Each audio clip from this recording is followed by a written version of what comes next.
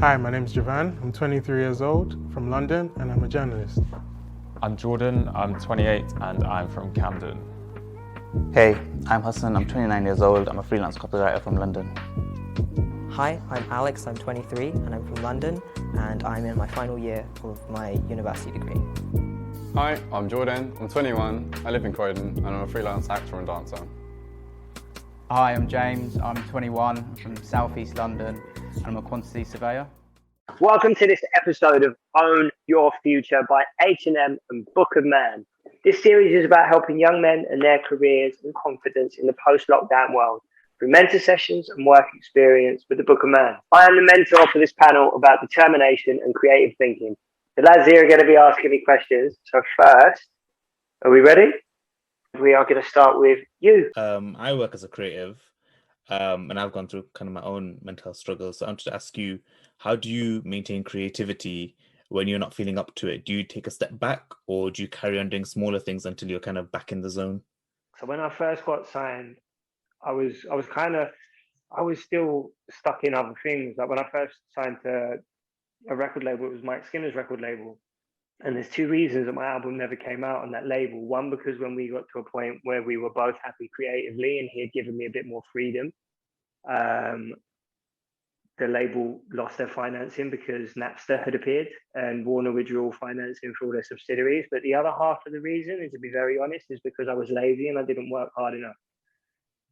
Fast forward a couple of years and I signed to Virgin and it was scary. All of a sudden I'm signed to a major record label and I'm going into sessions with people that I don't know, which wasn't really how I was working when I was with Mike Skinner. I knew Mike and I knew all the producers I was working with for the most part. First session for the first album, actually produced the first song on the album, but it was scary walking into a room with Naughty Boy. And he then invited Emily Sandé, who nobody knew then. He had just found her. He'd seen her at an event in East London at Cargo, I believe. And it was pressure. I walked in and I was like, what if I don't come up with nothing? And that feeling's crazy. There's been sessions where I've sat there and come up with literally nothing in like 4 or 5 hours. There's other days when I walk in with a sample that I want to cut up and there's a whole song in 4 hours and all I've done is stand at the mic and go bar for bar for bar for bar. I think there's a saying in it, happiness writes white. And I think the reason that England produces so many brilliant artists is not just because of its diversity as far as culture and the many influences that are out there, but it is great. And I think that kind of makes you try and find color in your life elsewhere. You know what I mean? I also think happiness is quite hard to capture without, and that's probably more what the saying happiness writes white is owing to, is that without a little bit of sadness, it's quite hard to capture the feeling of happiness in a way that engages people. And that may also have something to do with the fact that, negative, I think that the theory has 4 times the power of positive. But I try and just not bully myself with that, man. Like if I used to bully myself, I'd come out and I'd be like, right, and I'm not right anymore. You know, what's happened? Is this going to be every day now? But then that's a negative thought cycle. And if you think about it, if theory is correct and negative does have 4 times the power of positive, then that kind of feedback loop of, can I do this anymore? I'm not going to be able to do this. You're talking yourself into a state where you're not going to be able to. And that then becomes a feedback loop of negativity. So nowadays I try and create positive feedback loops. It's really, really hard throughout this period is a lack of contact. And I'm quite Zoom shy. So I think I've only had and it was weird. I called it on. I was like, I noticed my mates had not been talking to me or to each other. We'd just kind of stopped reaching out to each other because we'd all kind of succumbed to the recluse nature of this current situation. So I called on a big Zoom and I was like, why haven't I done this more often? You know, it was so much fun to engage with people in the only way that we could at the time. I know I've gone kind of through the same thing. It's definitely good to kind of reach out and get that human experience. Not, met any of you guys before to come on here and to meet and talk to new people and be asked questions that I'm not aware of and be able to answer them in probably a really nonsensical and unhelpful manner is really fun. We're going to move over to Jordan F next. My question for you is, do you believe there's enough being done to provide performing arts and creative industry services to those from underprivileged and struggling households? And what steps do you think should be taken to challenge this? Going back to happiness writes white, I don't know what I would have spoken about if I didn't go through what I went through.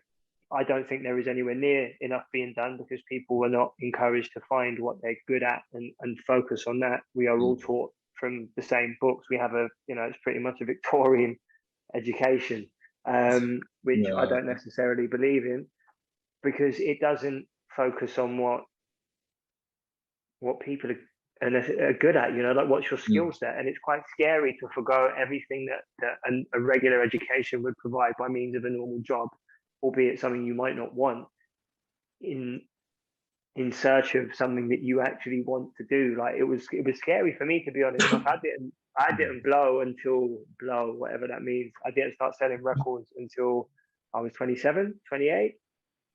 And I started writing music relatively late as well. I was 18. So 10 years without ever really seeing a payday, apart from a couple of grand here and there when I was battling. There wasn't really a fallback for me at that point. But then you fast forward 10 years from there, and now I'm thinking about going to university and studying child psychology. I didn't know as a kid beyond my friends like where I could even. There is probably more places now, but only by way of people who have done well from our backgrounds, putting things in place for people. So it was difficult to find studios to record in because they came at such a cost. Whereas now, I think things are more accessible now. So the way things used to work is no more. There's no 12-week run up to singles, and all that sounds like a good record at radio, and all I can give them a backhander and get that on the radio, or I have a personal relationship with that producer of that radio show, so I can get that record played and added to playlist. That stuff's out the window now, because of streaming services. Someone can literally film a video on their iPhone and blow up. I don't believe the government does enough for the arts, and I think the whole adapt thing was really proof of that. There's so many people I know that are suffering because, and it's not like, forget the artist that's behind the microphone or behind the camera. Like, there are so many people that fall right in the middle of all of this, that fall through the net, that receive not one piece of support. It's crazy. And it just seems that, and when you think about, like, how would any of us got through the last year without the arts? And I don't care if you're watching Below Deck or you're watching B films or art house stuff that's actually worth watching. Like, we would not have survived this period without the arts. There's no way we would have. I would have gone stir crazy. There's only so many dog walks and roads that I can go down, Thank you for that. Honestly, that was perfect to what I was kind of trying to figure out and thinking about too. So cheers, man. So yeah, I just wanted to ask, like, have you ever had to deal with imposter syndrome, or sort of generally the feeling that you're in a situation that you're maybe not quite cut out for? And if so, how have you dealt with that?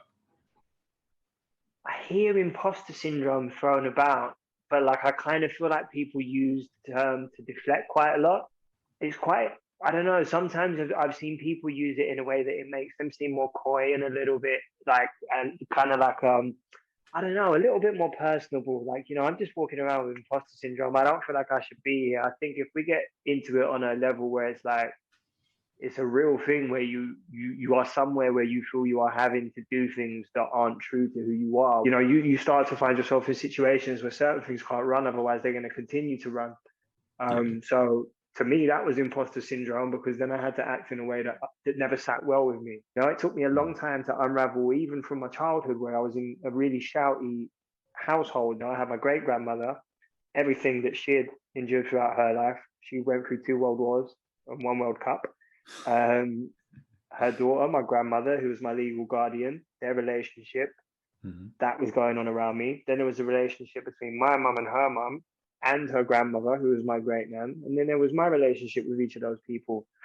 And that was chaos. Like, I always walked away from those situations feeling probably worse than the other person for the most part. But it's taken me until quite late in life to undo all of that and unpick all of that and understand who I am as a human being and where my boundaries are and where my lines in the sand are. As far as career-wise, I was worried about what was around all the corners that I couldn't see around. And you're never going to be able to see around corners. I know everyone says, you have to be present to be able to enjoy life, but it's kind of annoying to think back on things and be happy in hindsight, but know that at that time I was far too worried about dropping the ball. And I learned about loss really early in my life. I always presumed the worst, and it wasn't just a case of plan for the worst and hope for the best. It was like plan for the worst and expect the worst. And that didn't lead to me being able to be very present. I think if you look too far forward or too far behind, you're never going to be right where you are at any given time. And that's the only time you ever really have. It's the only thing that's tangible. And it's kind of as soon as you got hold of it, it's gone. So I'm in a place now where if I even catch a hint of myself going down that road, I can see it.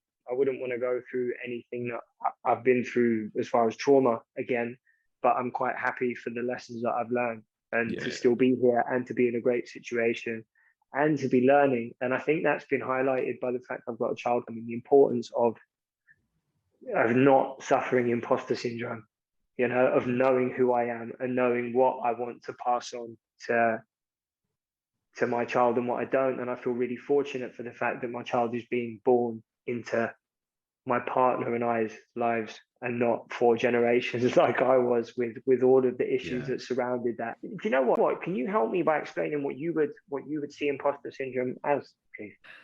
I feel like if I'm in a situation like the first time I was in a studio with an artist, for example, it's like if I'm making beats in my room at home, that's where I'm comfortable.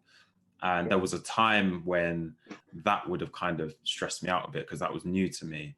And then suddenly I'm in like a professional studio with an artist and it's like, right, the producer's role in that situation is to kind of put everything together and kind of almost lead the way, like tie everyone's creative situations together. And the first time I had to deal with that, I just felt like I shouldn't be here, you know, like I'm fully equipped to be here, but it's just something in the back of my mind saying, this is too much, you know? See, I get that. I've had that. And I think that comes down to, do you find it differs day to day as well, though? That voice in the back of your head changes and goes, no, I should be here. Because you hit something. Yeah. I suppose that it does come in waves and that. And it's like, especially if someone else in the room has got a problem that they can't solve. And then suddenly it's like, I know how to deal with that. I know I've got the technical ability to deal with that. And then, like you say, coming up with the ideas and stuff. But yeah, I suppose for me, there's like, I don't know, sometimes the anxiety is just like, no. It's debilitating. But I used to think like the idea of a mantra or saying something, like I don't necessarily believe that repetition works, because if you repeatedly do something and then plateau, you're going to have your motivation, you'll become unmotivated, you know, you'll become unmotivated because you plateau. So I don't necessarily believe in this idea that I think repetition can help you better a skill, but I don't think it's necessarily the way to get through something like imposter syndrome. I think repetition coupled with reward, and reward is normally by way of progress, especially for me. The idea of dictating your day and not being scared to, like I used to be scared to say I'm happy, bro. I used to be scared to say the words I'm happy. Even now I'm like, do I need to touch wood? Like, I don't know what's around the corner, but like, what do you want to do? Get to the end of your life, whenever that may be, and then go, man, there was no point in worrying about any of it because I was going to get here anyway. That's deep. It's like a line in the song that I haven't put out, and it's like, it's not the beginning or the end, it's all in the middle. And it is, you know, we don't think about, we don't remember before and we don't know after. So why are we so, like, everyone wants a happy ending. You know, why do you care so much about a happy ending? Why are you working towards something when you could be happy now? And happiness is oversold. You know, it's not a constant. I think content is a good baseline. Happiness is an up. It's something that you feel. But you shouldn't necessarily, I don't know, something I've learned through I guess getting older, wiser, stronger.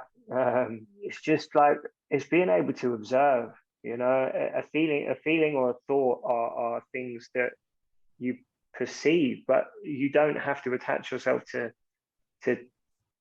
either feeling or thought. You can just observe and go, okay, today, you know, don't get me wrong, you don't want to become completely detached. That's a whole other problem.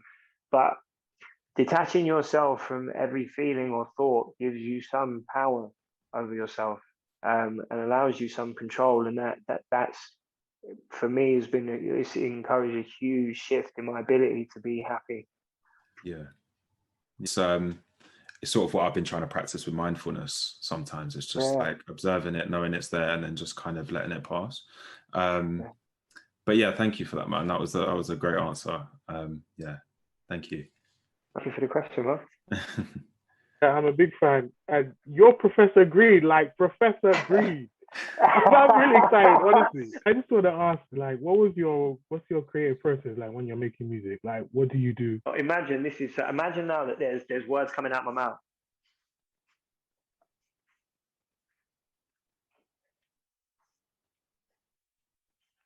That's basically what I look like if I was on mute, but writing lyrics. I don't like writing things down.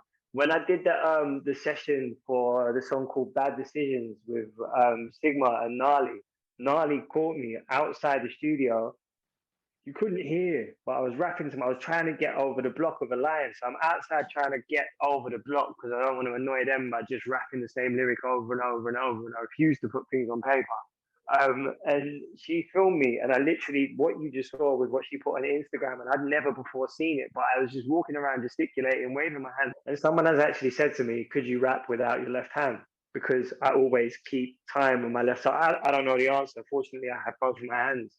I find it very difficult to write in confined spaces because I need to be able to talk, to walk, and I need to be able to say things out loud. So as far as like song structure and stuff, it's always different, man. Like sometimes I'll just be like, I'll just bang on the keys until I find a note that I like, and I'm like, let's work there. That's the mood today.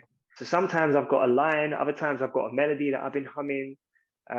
Sometimes the producer will start playing chords or pick up the guitar, or sometimes someone else has got a line or a phrase. It's always a different process, but as far as the verses, it's pretty much always the same. Whether I'm stood at the mic or wandering around, if I get stuck, then I just take the headphones off and I'm normally like, yeah, I was going to the bathroom. But the truth is I'm walking out of the room so I can say things out loud that I don't want to say in front of people. I still don't want to sound stupid. Thank you.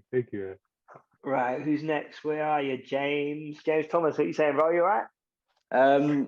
What I wanted to say, first question, how do you feel about being a man growing up in a world of toxic masculinity and feeling comfortable enough to open up and express your feelings about your own mental health?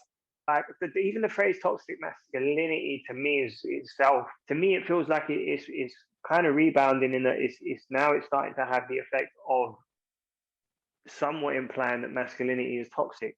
Trouble comes from applying, and look, it sounds like a really easy fix. You know what? People don't have to identify as anything if you stop applying behaviors to genders.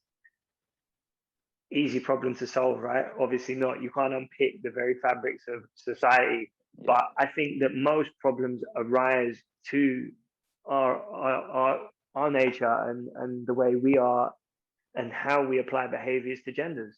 What is it to be a man? To only have one emotion, anger, because that's the only way anything that you feel comes out, because you're never taught to think or be considered or understand the emotions that you feel, let alone be able to express them. People will say man up is a bad phrase, but one of my closest girlfriends says woman up, you know?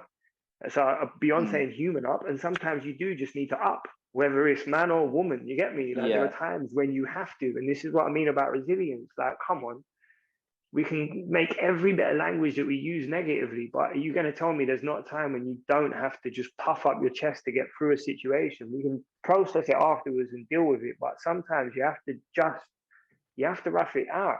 Sometimes the only way to get through if we think about it in a really like literal sense, the only way to get through anything is by keeping on going. You don't get there by stopping. And sometimes that takes strength that you have to draw for. 99.9% of the time, we will survive what's thrown at us, because that's that's human nature. But I think it was scary when I started to talk about mental health, there was no conversation being had. And obviously with the stigma that comes from not just the genre of music that I make, but things I've been involved in and where I'm from, it wasn't okay. And it's now I see it, especially in my elders and people who have endured way more than me from that side of things. Like their mental health is impacted hugely, be it what they've done to someone or what someone else has done to them. They're in and out of jail, becoming institutionalized, the lack of confidence because they've lost everything when they've gone jail, come back out, and then it's like, well, what do I do now? Do I do what I used to do to get back to where I was? Or do I start from the very beginning of a career in something that I could have started all those years ago, that had I have done, I wouldn't be in this situation now? You know, people are, and it's easy to empathize more with the victim. I don't believe in victim behavior. If you ask me, am I a victim of anything? I'll tell you no, apart from myself sometimes. But, you know, there's not really much in the way of empathy for what would be considered, I guess, the perpetrator. And I think everyone's affected. How can you not be? But I think that's partly, you know, that life is partly influenced by what people talk about as toxic masculinity. You know, as in men, we have to endeavor to be better, but we got to be, you know, it's emotional intelligence, and there's not really a class for that at school. You know, there's so many things that can contribute to your situation growing up and how honest and open you're allowed to be. I think like the young lot get a pretty bad rap. I think like I'm all for sensitivity, but I think there's a point where, and I've had this conversation, so I'm patron of a charity called Calm, Campaigning Against Living Miserably, which sole objective is to reduce the number of male suicides. And Simon, who heads it up, you know, I asked him a question during a conversation that we had on a podcast, and I said, do you think there's a point where the awareness around this subject starts to have a negative impact by where people are diagnosing themselves with a problem that they don't have, and there's an oversensitivity? And he didn't even hesitate to say yes. And it's like, I think we live in an age now where everything has a name. Everything has a name and is a condition or is a behavior which puts you in a box, which means you're a certain type of person, which means you're toxic or not. It's really, I mean, I'm surprised stand-up comedians are still around. It's a very, very difficult time to navigate when there's so many sensitivities, and amongst it are some incredibly important ones that need to be dealt with. But around that, you have a culture of, I mean, cancel culture. How do you not feel about that? Because I think it can be too quick, because you get one person will comment on something that's happened and they might be ill-informed and just maybe a bit ignorant to it, and to say the complete wrong thing but mean something completely different. And then from that's their career gone. And then there's no going back to it. So whatever it may be, they've built their career up or a business through Instagram or whatever it is. And then overnight, they've just completely lost it just because they were told the wrong thing or they weren't educated on it. And they didn't mean to be offensive or whatever it may be. But yeah, I think it's too quick and easy. I agree with that. Have any of you lot been affected by access to too many people's opinions, i.e. social media? Commenting on... Yeah, any which way. I mean, that's no, like from my perspective, I think the most dangerous thing about social media is the access to that many people's opinions. A recurring theme through this has just been like how powerful thoughts can be, and like anxiety is a good thing. It has a purpose. It will save your life if there is a dog that wants to kill you. You know, your body changes. You all of a sudden can you can process sugar quicker, and acute stress is fine. And if you look at how, you know, when we were hunting and gathering, we weren't exercising. That's an abstract behavior, isn't it? If you think about it, like we would run from something that was attacking us, or we would run towards something that we wanted to kill for food. We would do things in bursts, and things were much more acute, and you would go back to being relaxed. There was no stress. But day-to-day life, having access to that many people's opinions and the amount of news and the amount of information that we're all consuming, it can create stress that becomes chronic, which I think is bad for everyone. And now people are basing their livelihoods, their careers, their image, their own idea of what people think of them, how you perceive someone else's impression of you to be. How can you walk around thinking about yourself in a way that you think someone else thinks about you? This is the world we live in, where people have this access to you at any time of day if you have social media and any presence on it, which I think is dangerous, man. I found myself just on social media. It's just like Instagram, Facebook, Twitter. It's just like that constant sort of scrolling, sort of just getting in that pit, and you just think, what are you doing? Like, to someone about it and they were like, I hope in 20 years we look back on this and go, wow, we had the most incredible tool in the world. What tools we were for using it the way we were Yeah. using it. We will start using it for what it's good for research and for knowledge and for connectivity. Like connection is at the root of everything, right? It's what we want. The very center of our existence is a want for connection. I've become well airy-fairy. It's without connection, it would be dull, you know, and you know, to reproduce it, you know, it was for survival, right? That was what purpose was. And now we have all these other ideas of purpose, and we pin our happiness on these on you know, a false idea of what purpose is, and it's not fulfilling. And I think that's why, you know, there's a lot of unhappiness, because people pin their idea of happiness on their idea of something. You know, for me, I thought if I ever became successful in music, happiness done, all my past absolved, I'm just happy. And then I became successful in music, and I was like, okay, now I can't complain because there's someone that's thinking like I was. There's many people who are thinking like I was, so I'll just look like a complaining artist, which I'm not a fan of either, to be honest. Does my nutting. But at the same time, I just realized that I was still having good and bad days, and that will never change, no matter what my situation. And then moving the goalposts on myself as well. You just like, you find yourself in a situation where you're like, okay, I'm happy if I do X, Y, and Z, and you do X, Y, and Z. What's next? Where's happiness? Because it doesn't just continue. And also, you have to find content, not happiness. I thought what you just said then about connection was quite interesting. I think obviously this past year has just highlighted that massively. Obviously, all being locked up, away from friends and family, or whatever your situation is, has really sort of stressed that life is a bit more simple. As long as you've got those sort of good connections, then you're probably going to be a lot happier, a bit more content, as you're saying. Rest of you, is there anything that you've found that's worked, that's helped you throughout this last year?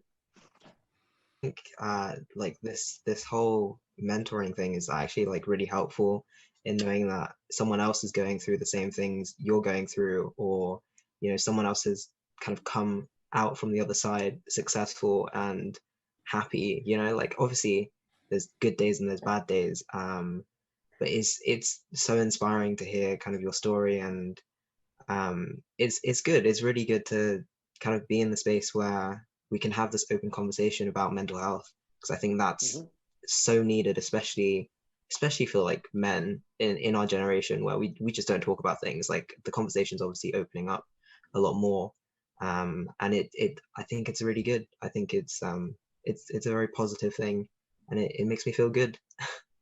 Wicked. So with like my mental health struggles in the past and stuff, I went quite a long time not working, or I was working like part-time. I was doing stewarding of like football matches and stuff, and then that packed it in, didn't it? There was no more sport or nothing. But somehow I managed to get like a full-time job during the middle of the pandemic, like last September. And I feel like just being able to get up and get out, that's just helped me so much. Otherwise, I'd have just spent the last year, well, I suppose everyone has kind of spent the last year in the way that I spent the last like 5 years, just kind of being at home, not really achieving anything. So yeah, actually being able to get up and get out of the house, that's helped me massively. And like you were saying about the conversations with friends and that, like somehow, I don't know how this happened either, like my best mate, we've been mates since like year 7 in secondary school. He just upped to move to Manchester, like all of a sudden. Like we're based in North London. So You used to work at Arsenal then? I used to work at Arsenal, yeah. Yeah. Is that your team? Yeah, of course, man. Yeah, I mean, I technically I still work for Arsenal, but I haven't been there in over a year now, so who knows. But yeah, when my mate moved to Manchester, like we started having those like more deep conversations on like FaceTime and stuff, and just like properly checking in and like, because like you say, you can't just have those like chit chats and stuff anymore. It is more like, how you doing, like what's life like for you, and how you getting through it and all that. So yeah, I think all things like that, like just really appreciating what life is really about, and that's like getting out and the meaningful stuff, really. Yeah, for me, that's what's kind of helped me get through. If I was to ask you how you are today, what would your answer be? Okay, I guess I'm feeling good today. I haven't been for most days, like in the lockdown, but I'm feeling pretty good today. I always think it's a like, and I try and it was the same mama that pulled me up on this. And it was like, if someone says to me, "How are you?" Be prepared for the answer. So like now, if I ain't got time to really take stock and like, then listen to what someone say when I ask them how they are, say hello instead of saying how are you. I'm like, you know, even just you're right. We pass it off in it, and it's like it's why I'm all right is the most common lie to tell. So I just like to, you know, I think it's important to remind people when you say to someone, "How are you?" Like, listen, actually ask in it. That's Because true. all too often I'll do the same thing. I'll just be like, I can't even burden you with what I'm stressed about. But I think it's important to ask people how they are, man. How are you, Hassan? I've kind of had a few challenges over the past few years. So for me, last year I was dedicated to, like, I was convinced at the beginning of the year that I'm going to make the best of 2020. And so part of that was kind of going back to therapy and doing a lot more introspection and a lot more mindfulness and being aware of what I need to do to get myself to where I want to be. And it took a lot of time, and it takes a lot of like being vulnerable, being open, and being uncomfortable, because you have to be uncomfortable to grow and push And honest, isn't it? Exactly. Can't walk in And a room and lie to your therapist and feel that you're going to get anything done.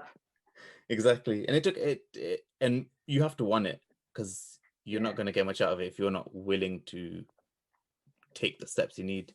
And I've come out of it with a lot more kind of appreciation for myself and where I'm at and what I'm doing, and making sure that I remind myself that the journey I'm on, I need to enjoy it while I can. Like you said, that happiness isn't the destination, it's finding it where you can and just being content. And the stuff that's negative, you don't want to go to the toxic side of it, where you just everything has to be good. You acknowledge the bad things, but know that you got to go past those to keep growing even more.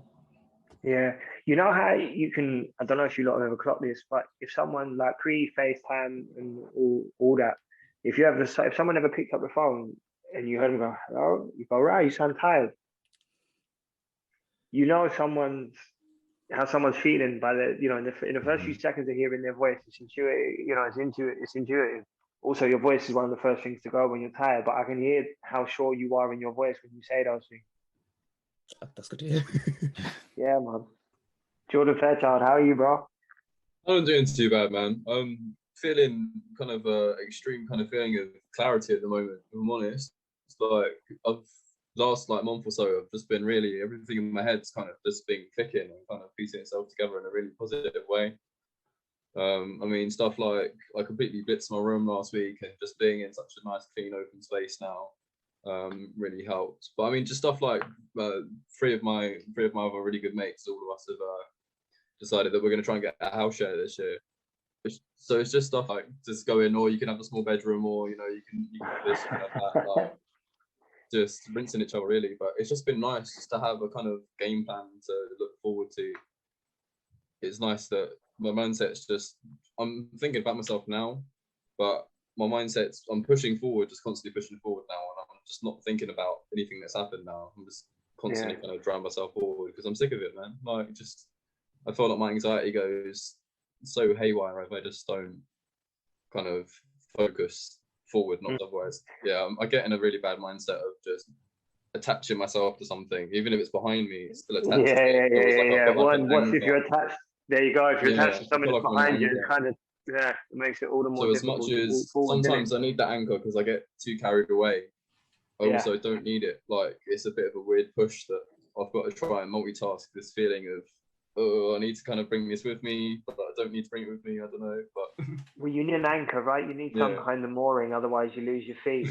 But then there's also I can't tell you how much I relate, and my partner would tell you, if she was part of this conversation, just how all or nothing I have the potential to be. And it's striking that balance, which everyone always talks about balance, but it really is trying to balance that.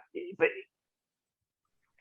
it is really difficult because we're given really, really conflicting advice. It's like, learn from your mistakes, but be present. And you're just like, well, you know, you have to let go of the past. But it's like, well, hold on a second. On one hand, you're telling me to learn from my mistakes. So of course I'm going to react to this situation knowing what I think is on the other side because of what's happened before. But then you're telling me to live for the moment. And it's like, well, I can't do that. I can't do both.